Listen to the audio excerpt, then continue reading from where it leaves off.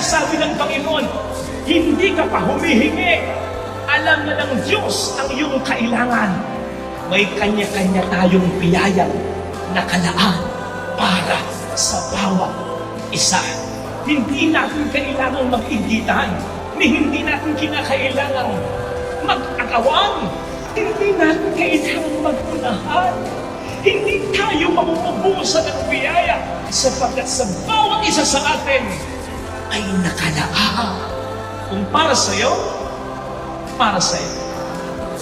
Kung hindi para sa'yo, ano man ang gawin mong pilit, hindi mangyayari para sa'yo. Mangyari man, ikalulungkot mo. Pero kung para sa'yo, ano mang gawing pilit ng ibang tao na masunod ka, darating at darating sa'yo. Para sa'yo.